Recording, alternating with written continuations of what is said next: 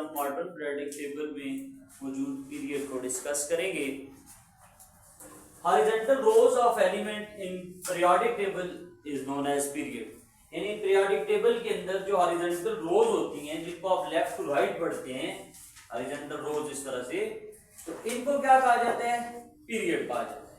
मिसाल के तौर पर आपके पास जैसे फर्स्ट पीरियड है, इसमें हाइड्रोजन और हीलियम मौजूद है। सेकंड पीरियड के अंदर lithium, beryllium, boron, carbon, nitrogen, oxygen, fluorine और नियान शामिल है।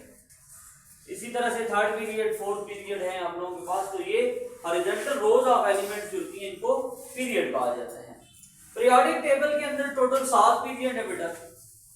जो पीरियड नेम होता है उसको अरेबिक नंबर के साथ यानी 1 2 3 4 5 6 7 इस तरह से लिखा जाता है। पीरियड नंबर क्या इंडिकेट करता है? Period number indicate total shell. किसी भी एटम के अंदर कितने शेल हैं वो उसके जो पीरियड है उससे पता चल सकता है हमें, या n value of valence shell कि उस एटम के अंदर जो आखिरी शेल है उसकी एन वैल्यू क्या है। हम एक मिसाल से समझते हैं। जैसे मेरे पास एक एलिमेंट है सोडियम।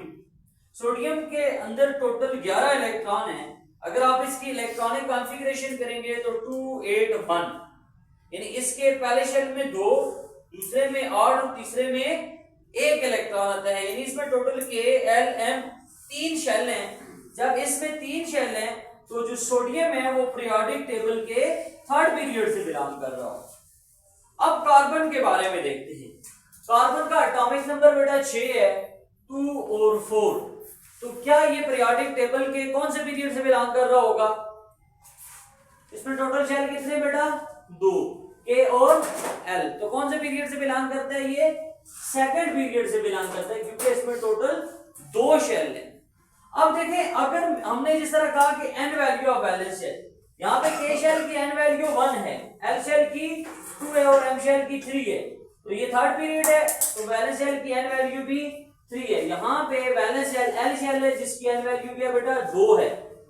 तो हमारे पास जो पीरियड नंबर होता है वो इंडिकेट करता है वैलेंस शेल की एन वैल्यू या किसी भी एटम में मौजूद जो टोटल इलेक्ट्रॉन है उनको रिफ्लेक्ट कर रहा होता है।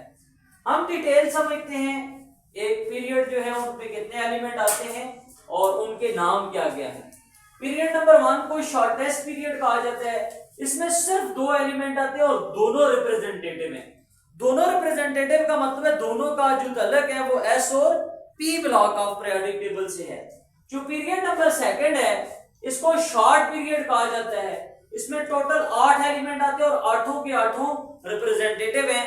यानी इनमें जो 2 पीरियड हैं वो जो पहले 2 पीरियड से और फिर हमारे पास जो पी ब्लॉक है यानी 3 4 5 6 7 से बिलोंग करते हैं। तो ये भी रिप्रेजेंटेटिव है यानी एस और पी ब्लॉक से बिलोंग करते हैं।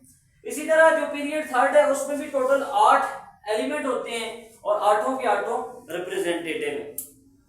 उसके बाद हमारे पास पीरियड नंबर 4 को लॉन्ग पीरियड कहा जाता है। इसमें टोटल 18 एलिमेंट आते हैं जिसमें हमारे पास 8 एलिमेंट रिप्रेजेंटेटिव हैं और 10 एलिमेंट ट्रांजिशन है। डी ब्लॉक एलिमेंट को ट्रांजिशन एलिमेंट कहा जाता है। रिप्रेजेंटेटिव और ट्रांजिशन एलिमेंट के दरमियान में क्या फर्क है हम नेक्स्ट लेक्चर के अंदर डिटेल से डिस्कस करेंगे।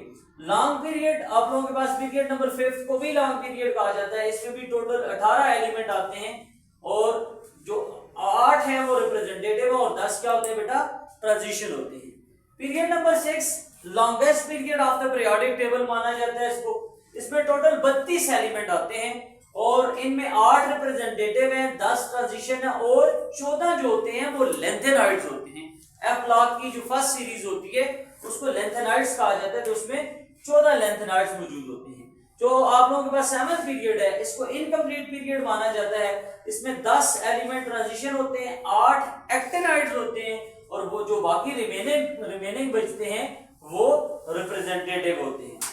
अगर हम पीरियड को रीड करने की बात करें तो पीरियड को लेफ्ट टू राइट रीड किया जाता है। जब भी आप किसी पीरियड के बारे में डिस्कशन करते हैं तो आप कहते हैं has be move from left to right in same period, यानी किसी भी पीरियड में आप लेफ्ट टू राइट डिस्कशन करते हैं, पीरियड को लेफ्ट टू राइट पढ़ा जाता है।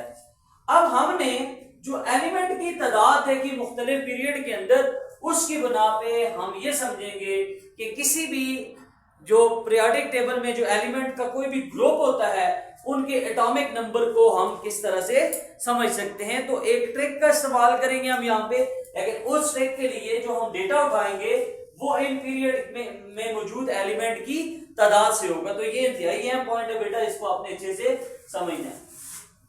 आपको हाइड्रोजन है, हाइड्रोजन से फ्रेंसियम तक एटॉमिक नंबर मैंने लिखना है।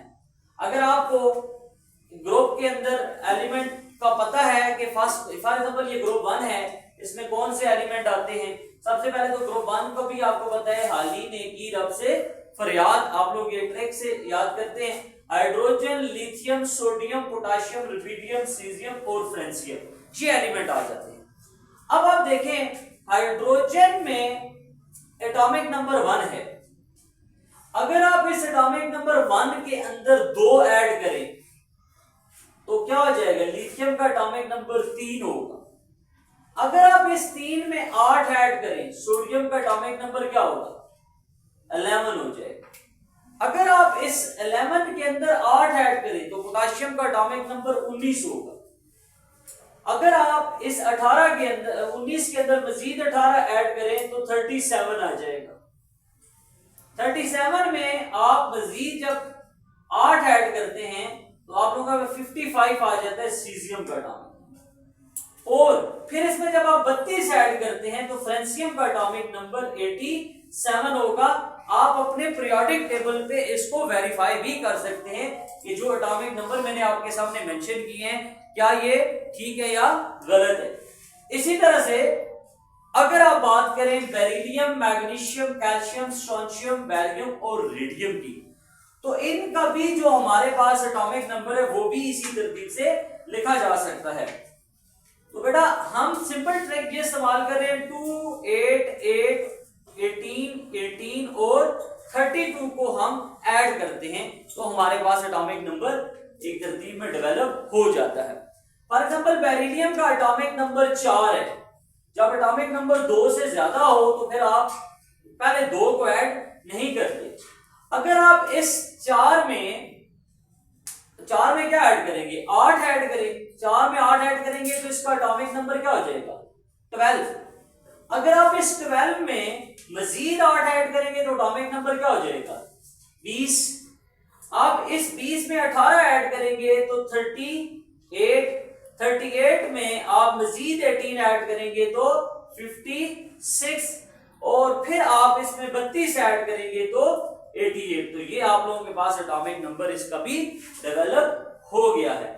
अब आप लोगों को हर एलिमेंट का एटॉमिक नंबर याद रखने की जरूरत नहीं है, आपने सिर्फ ग्रुप के अंदर जो एलिमेंट्स हैं उनको आपने याद रखना है ट्रिक के थ्रू, और उसके बाद आप एटॉमिक नंबर बआसानी लिख सकते हैं।